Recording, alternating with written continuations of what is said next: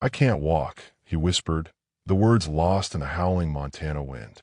Clara Mae Thompson found him near the broken fence line, a place where storms and trouble always seemed to gather. Now, a man lay broken with the storm, and she had to decide if helping him would mean losing everything she had left. The rain came down in cold, hard sheets, turning the dirt of the Thompson ranch to a thick, greedy mud. It was the kind of late autumn storm that felt personal, a final, angry roar from the sky before winter locked the world in ice. Clara Mae Thompson, her blonde hair braided tight down her back, leaned into the wind. Her worn leather jacket was soaked through, but she didn't mind the cold. The cold was honest. At 25, she had learned to trust honest things. Her ranch was small, nestled in a valley that old-timers said was cupped in God's own hand. It had been her grandfather's, and now it was hers. Every fence post, every creaking board of the barn, every patch of stubborn soil was a piece of him. It was also a piece of her struggle. The bank notes were a constant, quiet threat, and every day was a fight to keep this legacy alive. Dusty, her old border collie with one blue eye and one brown, whined at her side. He pressed against her leg, his fur dripping. He hated storms. Clara Mae gave his head a firm scratch. "Just one more section to check, old boy," she said, her voice steady against the wind's shriek. "Then it's a warm fire for you and me." They were checking the west pasture fence, the one that bordered the vast, empty lands of the old stone property. No one had lived there for years. The Stones were a name whispered with a mix of awe and resentment in the nearby town of Redemption.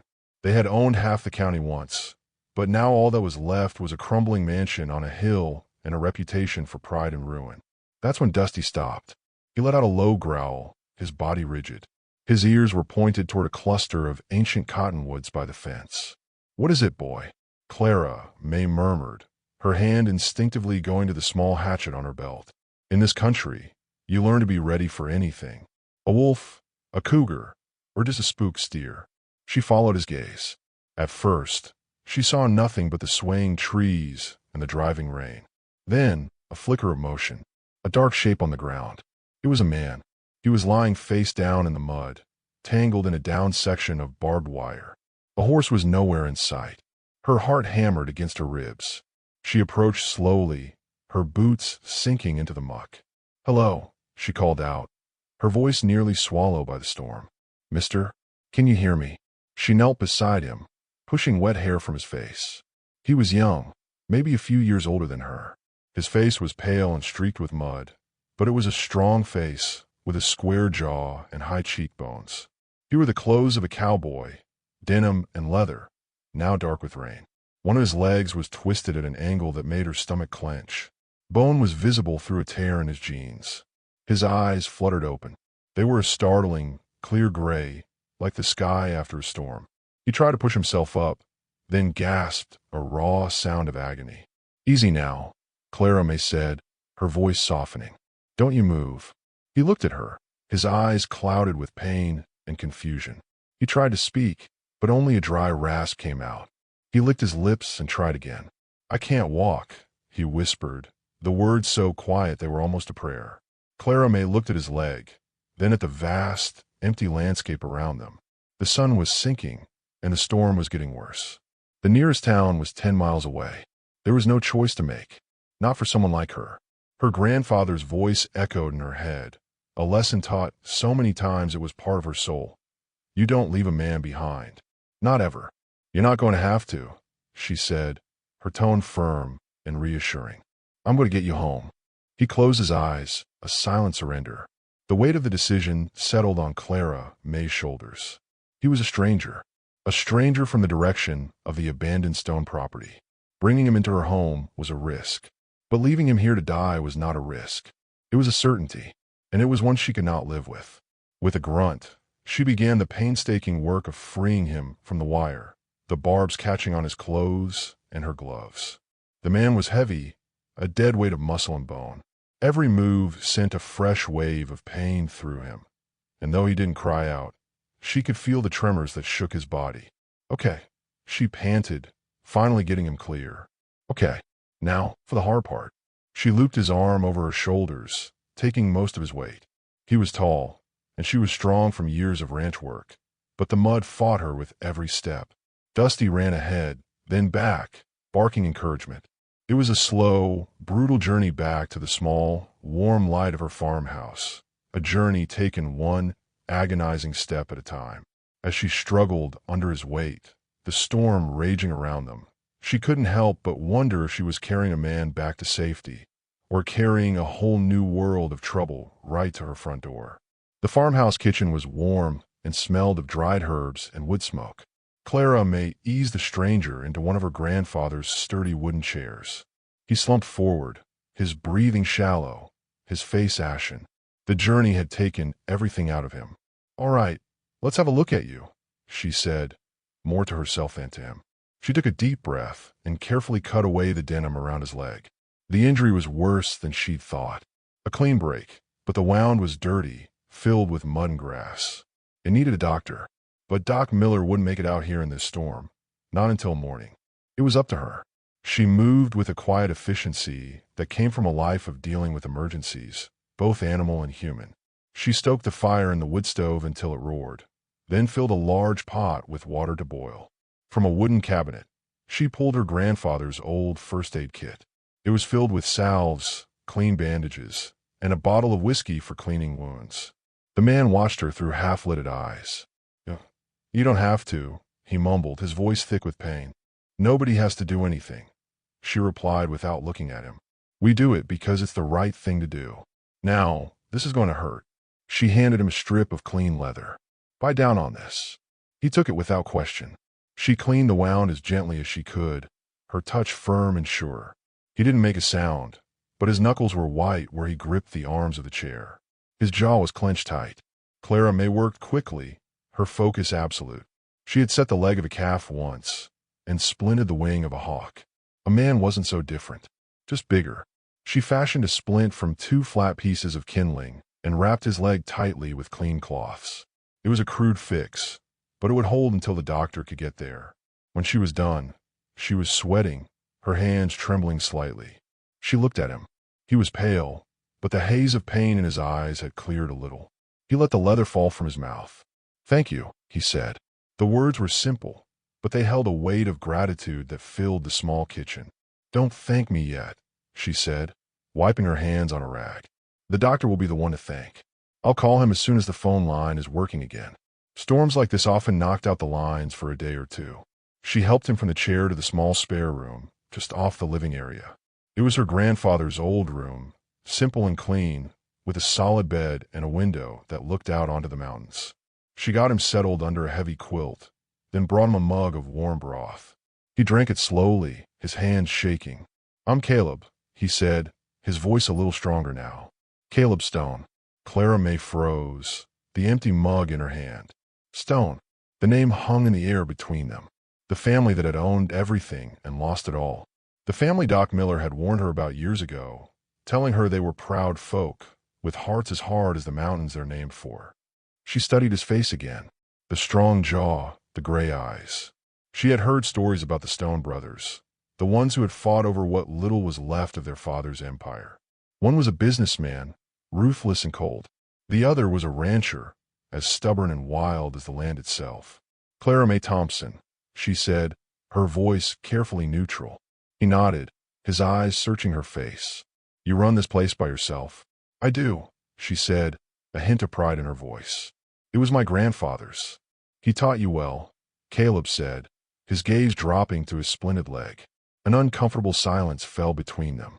The storm howled outside, a wild and lonely sound. The man in her grandfather's bed was a stone. He was trouble. She knew it as surely as she knew the sun would rise in the east.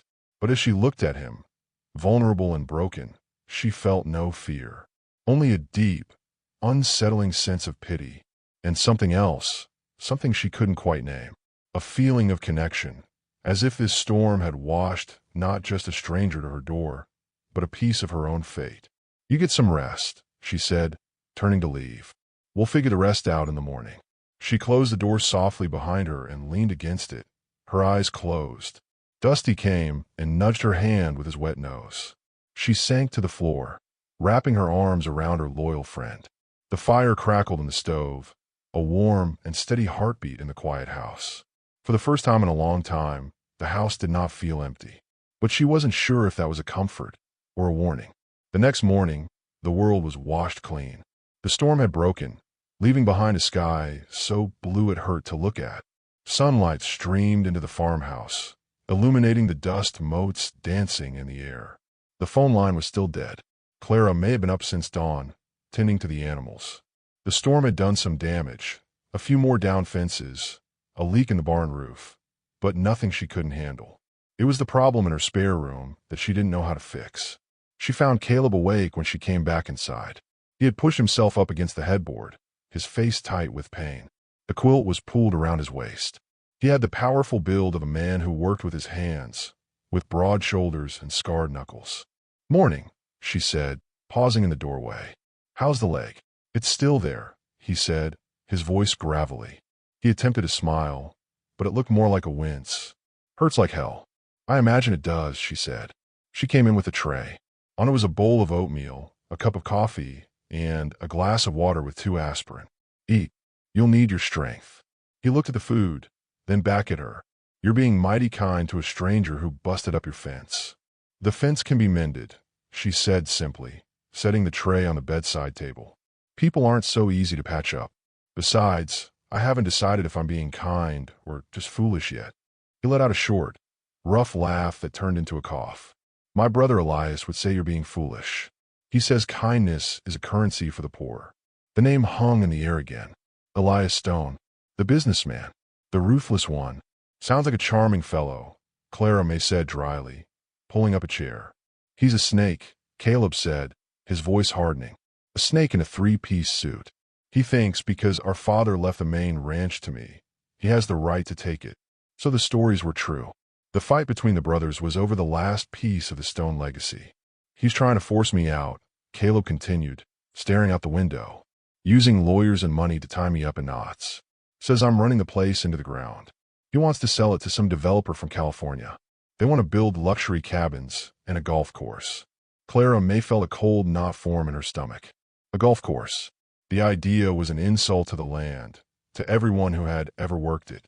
"I was riding the perimeter yesterday," Caleb said, his voice low, "checking for weak spots. Elias had sent some of his men up to survey the land. That's what they called it. It looked more like intimidation to me. My horse spooked, threw me right into that old wire fence." He fell silent, the shame and anger rolling off him in waves. He was a proud man, and this situation had stripped him of his dignity. He was trapped here, in a stranger's house, dependent on her for everything. Clara Mae thought of her own struggles, of the bank that held the fate of her ranch in its hands. She understood his fight. It was her fight, too. A fight to hold on to something real in a world that only cared about money. "Well," she said, her voice softer now, "looks like you'll be fighting him from this bed for a while. You're not going anywhere on that leg for at least a few weeks." His head snapped up, his gray eyes wide with alarm. "Weeks? No, I can't. I have to get back. My cattle." "Your cattle will be fine for a few more days," she interrupted gently. "But you won't be if you try to stand on that leg. It's a bad break, Caleb. You need to let it heal." He sank back against the pillows, the fight draining out of him. He looked defeated. "Elias will see this as an opportunity. He'll move in. Then we'll have to be smarter than him," Clara Mae said, surprising herself with her own words. "We." The word had slipped out, natural and easy. He looked at her, a flicker of something, hope, maybe, in his eyes. "Why are you helping me? You don't even know me." Clara Mae stood up and took the empty tray. She walked to the door before turning back to him. "I know you're a rancher trying to save his home," she said, "and I know what that feels like. Around here, that's enough." She left him then, 1,000 questions running through her mind. She had just declared herself an ally in a war she knew nothing about. She was harboring a man whose family was legendary for its destructive pride. She was already in debt, already struggling to keep her head above water. Tying her fate to Caleb Stone's was reckless. It was dangerous. It was, as he had said, foolish. But as she stood in her sunlit kitchen, she remembered the look in his eyes when he talked about his ranch. It was the same look she saw in her own reflection when she looked out over her grandfather's land. It wasn't about ownership. It was about belonging. And that was a cause worth fighting for. Foolish or not, days bled into a week. The phone lines were repaired, and Doc Miller finally made the trip out to the ranch. He was a stout man with a kind face and hands that had seen a lifetime of hard work. He examined Caleb's leg, his expression grim. "Well, young lady," he said to Clara Mae after he was done, his voice a low rumble. "You did a fine job with this splint. A real fine job. But it's a nasty break. Spiral fracture of the tibia. He's lucky he didn't lose the foot." He put a proper cast on Caleb's leg, a heavy white shell that ran from his toes to his thigh. 6 weeks, the doctor declared. 6 weeks minimum before he can even think about putting weight on it. And that's if he behaves himself.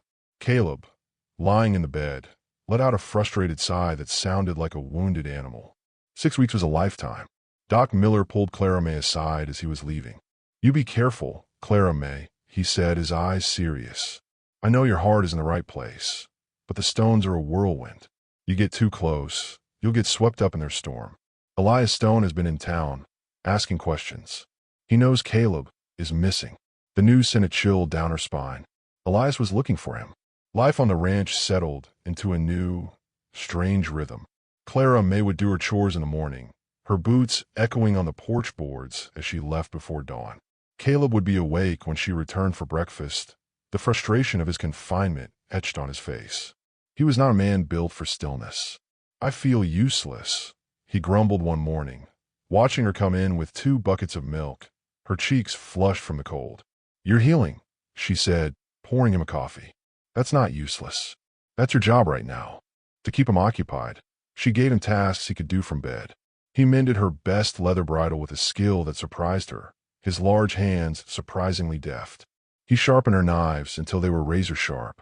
He read through her grandfather's old account books, pointing out places where she could save money. They talked for hours. He told her about his ranch, the Rocking S.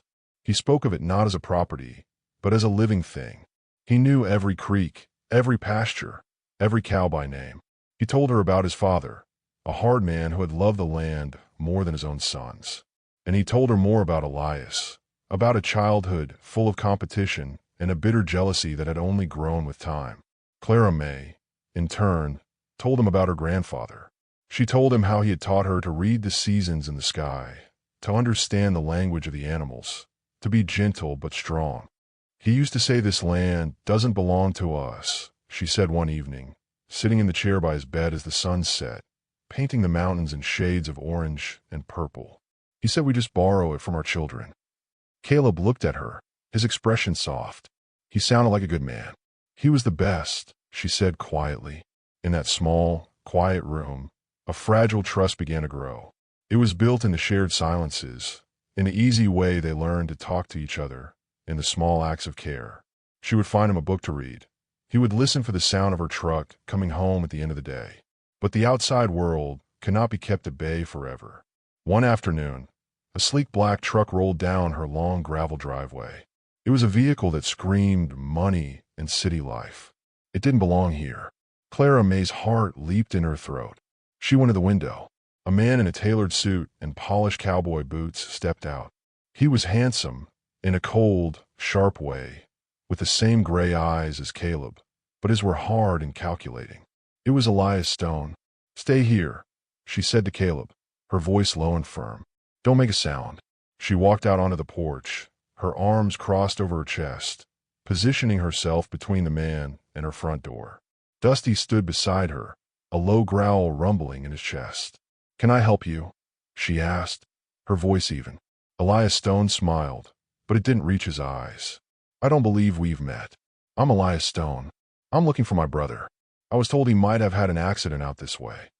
"I haven't seen anyone," Clara Mae said, her face a mask of stone. Lying did not come easy to her, but protecting the man in her house felt more important than the truth. Elias's gaze swept over her small ranch, his expression dismissive.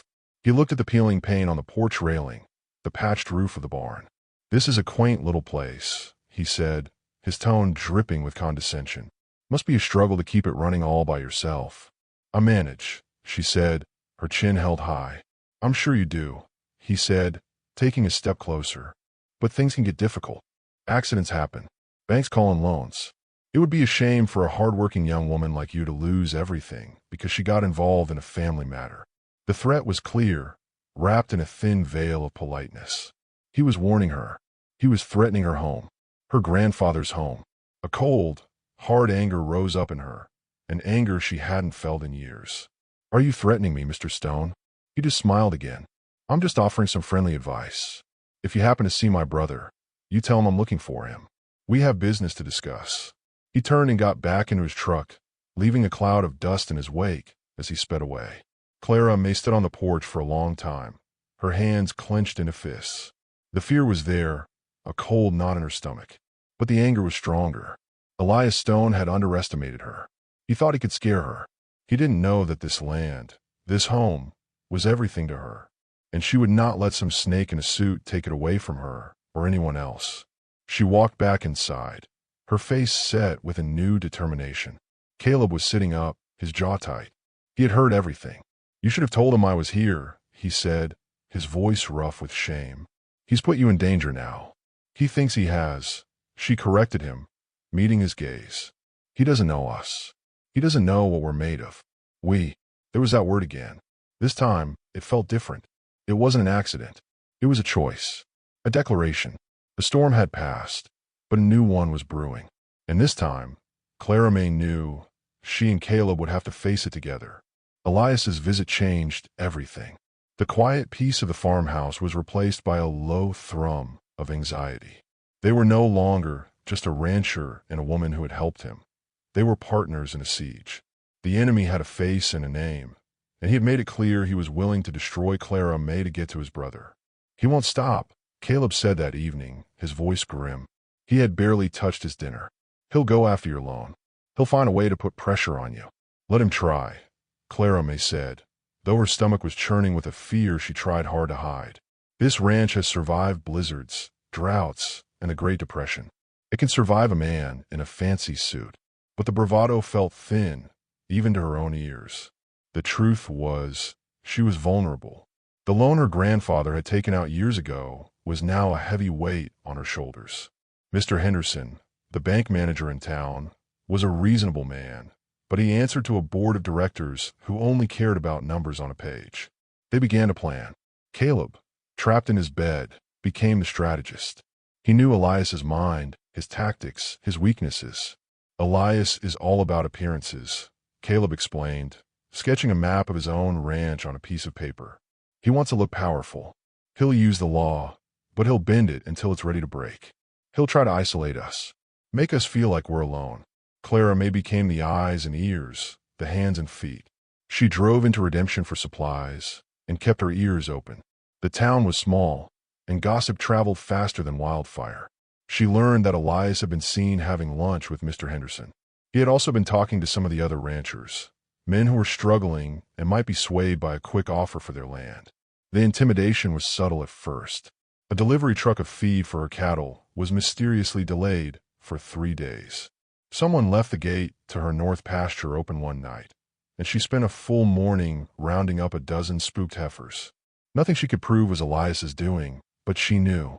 It was a war of 1,000 tiny cuts, designed to wear her down. Through it all, her bond with Caleb deepened. She would come home exhausted and frustrated, and he would be there, a steady presence in the quiet house. He would listen as she recounted the day's events, his gray eyes patient and understanding. He saw her strength, but he also saw the exhaustion she tried to hide. "You're carrying too much, Clara Mae," he said one night. She was slumped in a chair by his bed, her boots still on, covered in mud from chasing down a stray calf. "It's my burden to carry," she said, her voice weary. "Doesn't have to be," he said softly. "Let me help." He started making the phone calls she didn't have time for. He rearranged her feed delivery schedule to be more efficient. He found a better price on hay from a supplier 2 towns over. He used his knowledge, his experience, to ease her load in the small ways he could. It was a partnership, forged in the fire of shared adversity. One afternoon, she came home to find him sitting up, his cast propped on a pillow, a determined look on his face. He had been practicing the exercises Doc Miller had given him, his teeth gritted against the pain. "What are you doing?" she asked, a small smile playing on her lips. "Getting stronger," he said. "I'm not going to be a liability to you forever." She felt a warmth spread through her chest, a feeling that was becoming increasingly familiar. She saw the man he was, beyond the broken leg and the family name, a man of quiet strength, of fierce loyalty, of a deep and abiding love for the land. A man very much like her grandfather. A man she was starting to care for more than she wanted to admit. The feeling was mutual. Caleb watched her every day, saw the effortless way she moved, the strength in her hands, the kindness in her eyes.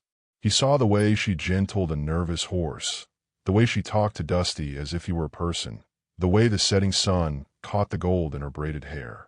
He had been alone for so long, consumed by his fight with Elias, that he had forgotten what it felt like to have someone in his corner. The first real blow came in the form of a certified letter from the Redemption Savings and Loan.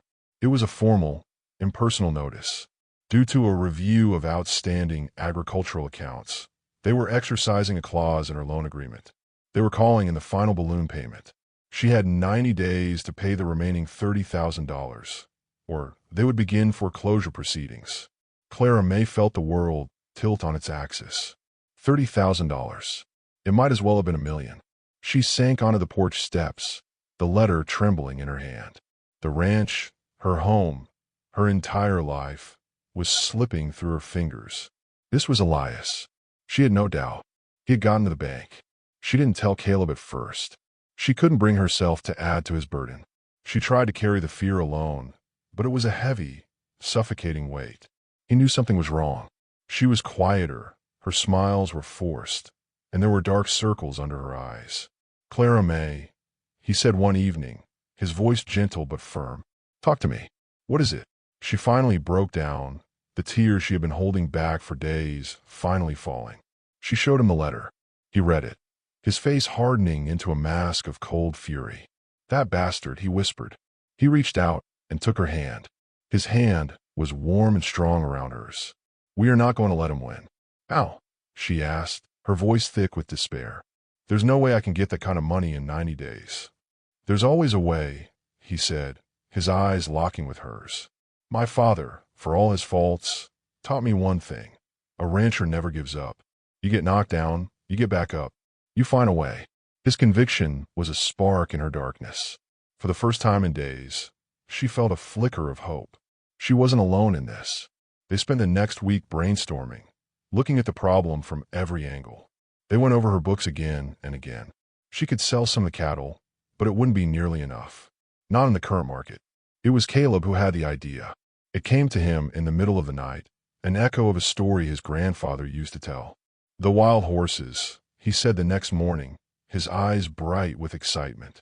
The mustangs in the high country. Clara Mae looked at him like he was crazy. The wild horses?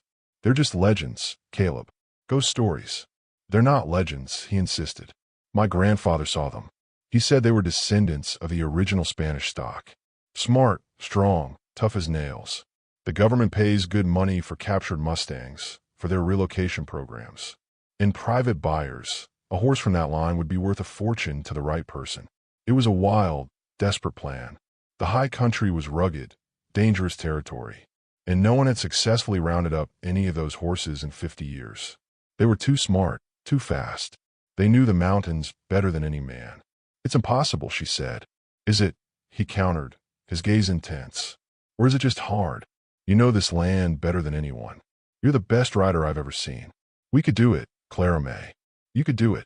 She looked out the window at the mountains that framed her valley. They were a formidable, unyielding wall of rock and pine.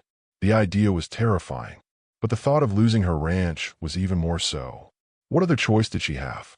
Okay, she said, the word a quiet breath of surrender and resolve. Okay, tell me what we need to do. The next month was a blur of frenzied preparation. Caleb, now able to move around on crutches, directed the operation from the farmhouse.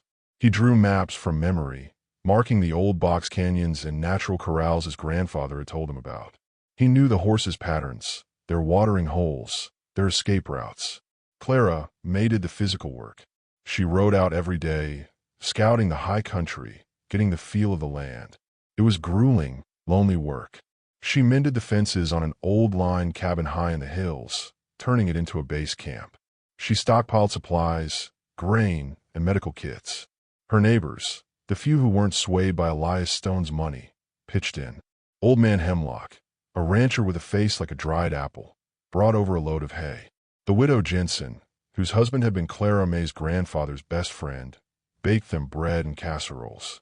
They didn't ask questions. They just saw a neighbor in trouble and did what good neighbors do. As the day of the roundup approached, the tension in the little farmhouse was thick enough to cut with a knife. This was their one shot. Everything was riding on it. The night before she was set to leave for the high country, Clara Mae found Caleb on the porch. He was standing without his crutches, his weight resting on his good leg, looking up at the star-filled sky. The moon cast a silver glow over the valley. "You should be resting," she said softly, coming to stand beside him. "I couldn't sleep," he said. He turned to look at her, his face serious in the moonlight. "I'm scared, Clara Mae." It was the first time she had ever heard him admit to fear. "Me too," she confessed, her voice barely a whisper. "Be careful up there," he said, his voice thick with emotion. "No horse, no ranch, is worth you getting hurt." He reached out and gently touched her cheek, his thumb brushing away a stray piece of hair. The touch was electric, a jolt of warmth that shot right through her. She leaned into his hand, her eyes fluttering closed for just a moment. The world seemed to stop. There was only the cool night air, the scent of pine, and the feel of his hand on her skin. It was a moment of pure, unspoken connection, a moment where all the fear and the struggle fell away, leaving only the two of them, standing together against the world. "I will be," she promised. She left before dawn the next morning, riding her strongest horse, with Dusty trotting faithfully at her side. As she rode up into the mountains, she didn't look back. She couldn't. She had to keep her eyes on the prize, on the impossible task ahead.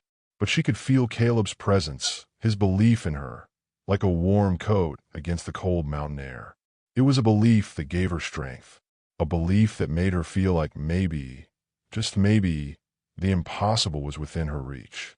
The high country was a different world. It was a land of sharp peaks and deep canyons, of wind-stunted pines and vast, silent skies. It was beautiful and brutal, a place that tested you, that stripped away everything but what was essential. Clara Mae spent the first few days just watching. She found the herd's tracks, followed them to their watering hole, and watched them from a distance with her grandfather's old binoculars. Caleb had been right. They were magnificent animals. There were about 20 of them, led by a massive black stallion with a wild eye and a proud carriage. They moved with a fluid grace, their coats shining in the sun. They were not just horses. They were the spirit of the mountains, wild and free. Capturing them seemed like a sacrilege. But then she would think of the foreclosure notice, of Elias's smug face, and her resolve would harden. This wasn't about greed. It was about survival. She put Caleb's plan into motion. It was a plan built on patience, not force. She didn't chase them. She let them get used to her presence. She would ride near their grazing grounds, but never too close. She would leave out bags of oats and nutrient blocks, a temptation they at first ignored, but eventually curiosity and hunger won out. The younger horses came first, then the Mares, and finally, cautiously, the big stallion himself. Dusty was her silent partner. The old dog seemed to understand the delicacy of the situation. He never barked, never spooked the horses. He just stayed by her side, a quiet, reassuring presence. After 2 weeks, the horses had accepted her as part of the landscape. She could ride within 100 yards of them without them bolting. The time had come. The plan was to slowly, patiently, drive them down from the high meadows into a narrow box canyon that Caleb had marked on the map. It was a natural trap with steep rock walls and only one way in or out. She had spent a week building a makeshift gate at the canyon's mouth, a sturdy barrier of logs and rope. The morning of the drive dawned clear and cold. Clara Mae's heart was a frantic drum against her ribs. Everything had to go perfectly. One mistake, one spooked horse, and the whole herd would scatter back into the mountains, and she would never get another chance. She started the drive at sunrise, moving slowly, using the terrain to her advantage. She kept them moving at a steady walk, never letting them feel pursued. It was a delicate dance, a battle of wits, and between a lone woman and a wild herd. The black stallion watched her every move, his nostrils flared, testing the wind. He was the key. As long as he remained calm, the others would follow. Hours passed. The sun climbed high in the sky. Clara Mae was exhausted, her body aching, her throat raw from the dust. But she didn't let up. She pushed on, her focus absolute. By late afternoon, she had them at the entrance to the box canyon. They hesitated, sensing the trap. The stallion snorted, pawing at the ground. This was the most dangerous moment. Clara Mae took a deep breath. She urged her horse forward, not at the herd, but alongside them, gently guiding them toward the opening. Dusty, as if on cue, circled around to their flank, applying just the right amount of pressure. For a heart-stopping moment, the stallion stood his ground. He looked at her, and in his dark eyes, she saw a reflection of her own stubborn will.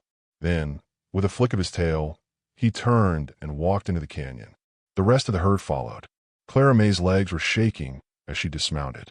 She worked quickly, her hands sure and steady, to close the gate.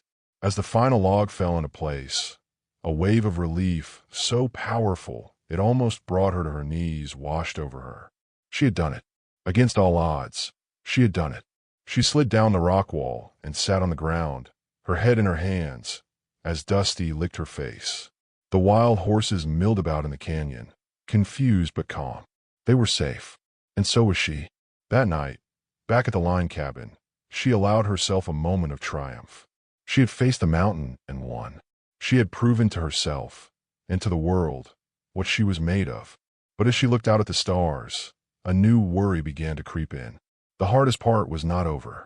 Now she had to get the horses down from the mountain and sell them. And she knew that Elias Stone would not make it easy for her. The fight for her ranch was far from over. It had only just begun.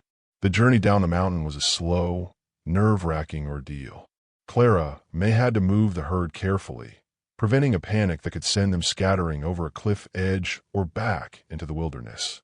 She moved them in short stages, letting them graze and rest, herding them with the same quiet patience she had used to capture them.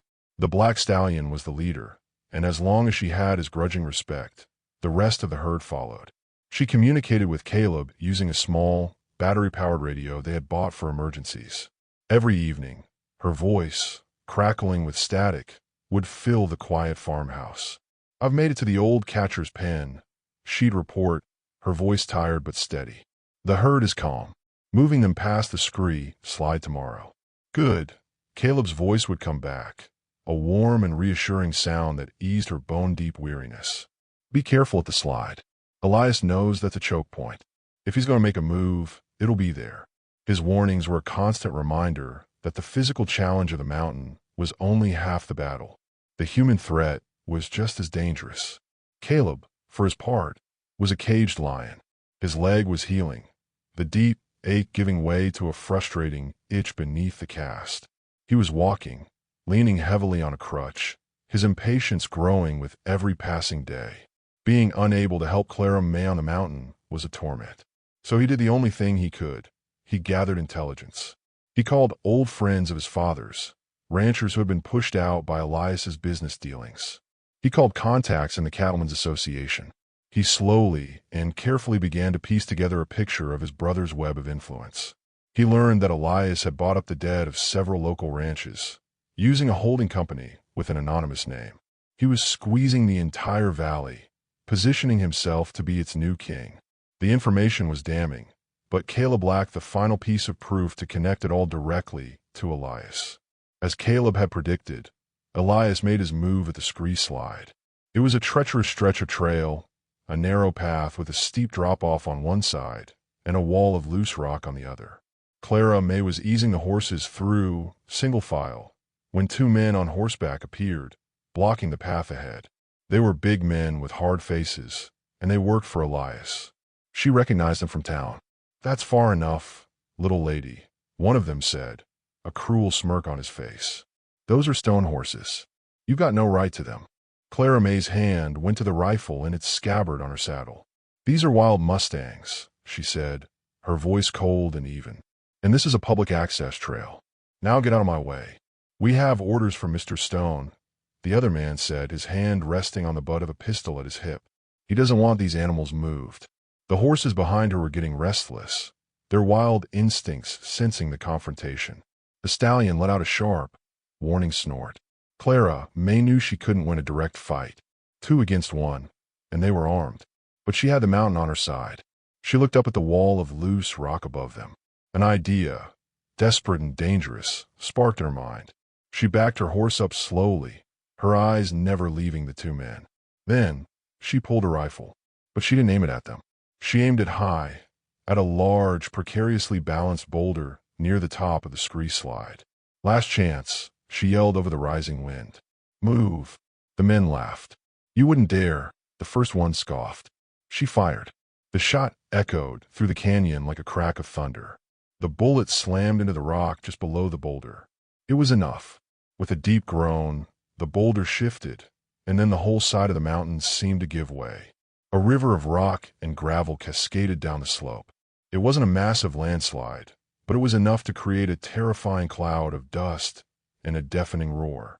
The 2 men's horses screamed and reared in panic.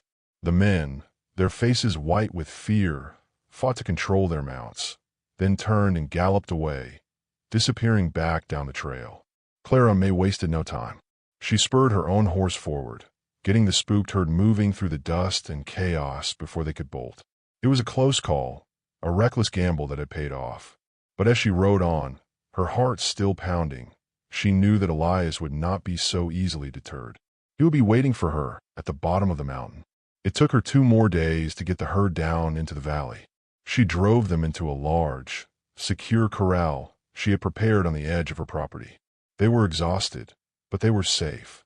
When she finally rode into her own yard, covered in a week's worth of trail dust, Caleb was there to meet her. He was standing on the porch, leaning on one crutch, his face a mixture of relief and pride. She slid from the saddle, her legs so tired they could barely hold her. He hobbled down the steps and met her halfway. He didn't say a word. He just wrapped his arms around her, pulling her into a fierce, protective embrace. Clara Mae buried her face in his shoulder, breathing in the familiar scent of him. She felt the strength of his arms around her, the steady beat of his heart against her cheek. In that moment, all the fear, all the exhaustion melted away. She was home. She was safe. You did it, he whispered into her hair. I knew you could. She looked up at him, her eyes shining with unshed tears. We did it, she corrected him. He smiled, a real, genuine smile that lit up his whole face. He lowered his head, and his lips met hers. The kiss was gentle at first, a soft exploration. Then it deepened, filled with all the unspoken words, all the shared fears and triumphs of the past weeks. It was a kiss that tasted of dust and desperation, of hope and homecoming. It was the kiss of 2 survivors, 2 fighters, who had found in each other an anchor in the storm. The moment was broken by a frantic barking.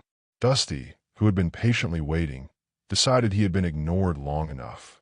They broke apart, laughing, as the old dog jumped up on them. The spell was broken, but the connection remained, a warm and palpable thing that now filled the space between them. The victory, however, was short-lived. The next morning, the sheriff's car pulled into the driveway. Sheriff Brody was a good man, but he was also a man who followed the letter of the law, and he was accompanied by a stern-faced woman from the Bureau of Land Management. Elias had made his next move. He had filed a formal complaint, claiming the horses were not wild Mustangs, but branded cattle from the Stone Ranch that had escaped years ago. He was claiming ownership. I'm sorry, Clara Mae, Sheriff Brody said, his face etched with regret. But we have a court order. The horses have to be impounded as evidence until a judge can make a ruling. Clara Mae's heart sank like a stone. A court battle. That was Elias's home turf. He would bury her in legal fees and delays. The 90-day deadline on her loan was still ticking. By the time a judge made a ruling, the bank would have already taken her ranch. It was a brilliant, cruel move. Elias didn't need to win in court. He just needed to run out the clock. As the sheriff's men began loading the horses into trailers, Elias's black truck appeared at the end of the driveway. He got out and leaned against the fence, a smug, satisfied smile on his face. He watched as the prize she had fought so hard for was taken away from her. He had won. Clara Mae stood on her porch, her hands clenched at her sides, a feeling of utter defeat washing over her. She looked at Caleb, who stood beside her, his face a thunderous mask of rage. She saw the despair in his eyes, and she knew. This was the end. The mountain had been conquered, but the snake in the valley had beaten them after all. She had lost. The days that followed were the darkest Clara Mae had ever known. The silence on the ranch was deafening. The empty corral was a constant, painful reminder of her failure. The foreclosure date loomed, a black cloud on the horizon. She went through the motions of her chores, her heart a heavy, lifeless thing in her chest. Caleb was consumed by a quiet fury. He spent hours on the phone, calling in every favor, talking to every contact he had. But Elias had covered his tracks well. The legal system was a slow, grinding machine, and Elias knew how to use it to his advantage. The tension between them grew. It wasn't a tension of anger, but of shared despair. The kiss on the porch felt like a memory from another lifetime. They moved around each other like ghosts in the small house, each lost in their own private hell. One evening, Clara Mae found him in the barn, staring at the empty stalls. His crutch lay on the ground beside him. He was standing on his own, his jaw set in a hard line. "It's my fault," he said without looking at her. "I brought this on you. I should have left that first day." "Don't," she said, her voice catching in her throat. "Don't say that." "It's the truth," he said, turning to face her. The anguish in his eyes was a physical blow. "My family, my fight, it's poisoned you. I've cost you your home." "No," she said, stepping closer to him. "You haven't. You're the one who gave me the courage to fight. I was just surviving before you came along.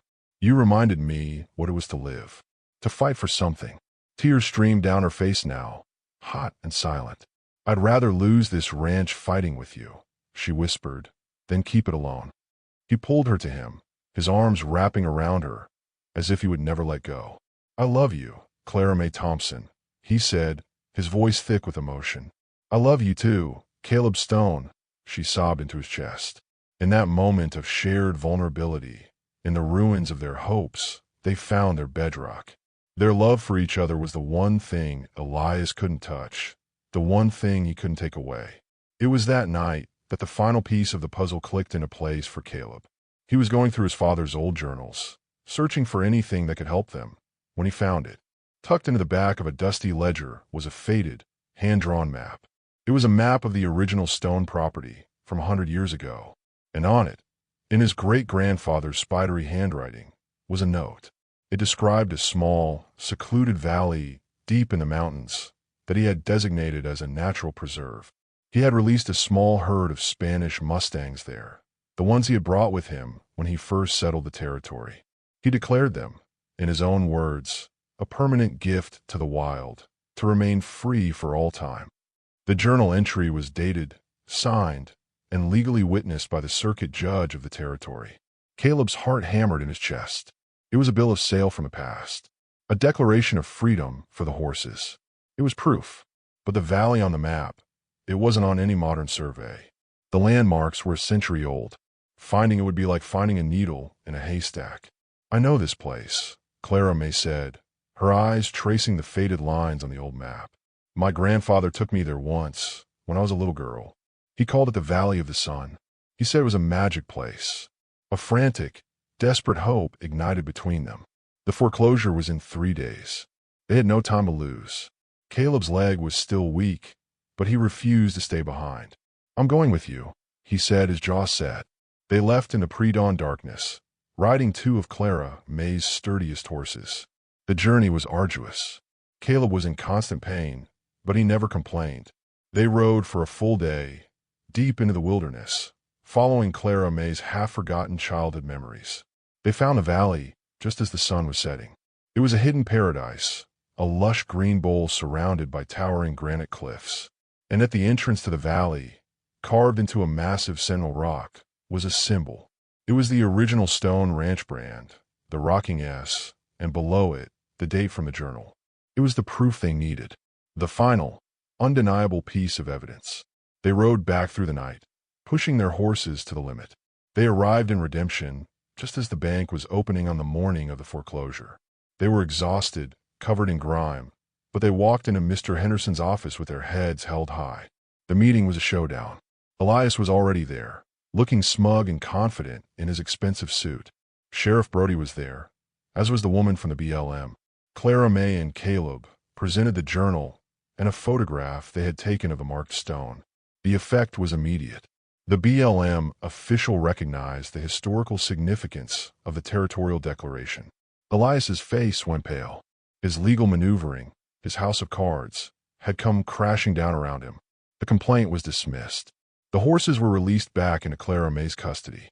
The BLM, in fact, offered to buy several of the Mustangs for their own breeding program, at a price that was more than enough to pay off her loan and secure the ranch for good. Elias Stone left the bank a defeated man. He had lost not just the legal battle, but the war. He had been beaten not by money or lawyers, but by the truth, by history, and by the unbreakable spirit of two people who refused to give up.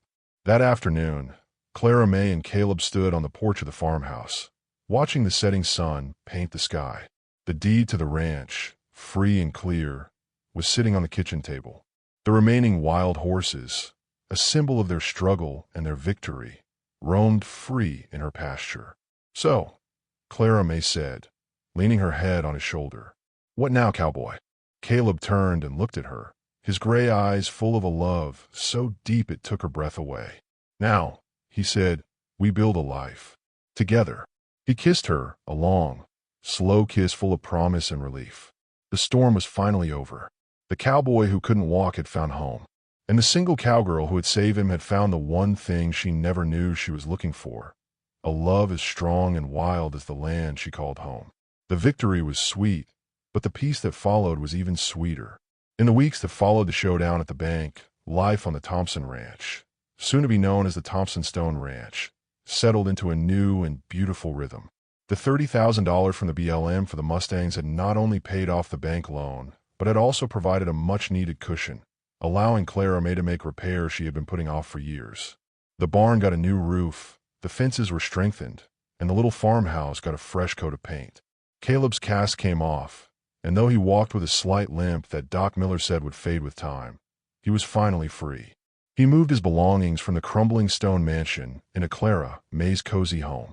It was a symbolic merging of their lives.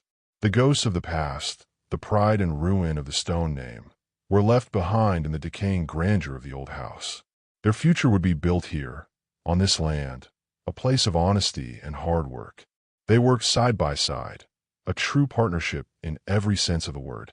Caleb's knowledge of large-scale ranching complemented Clara Mae's intimate understanding of her own land.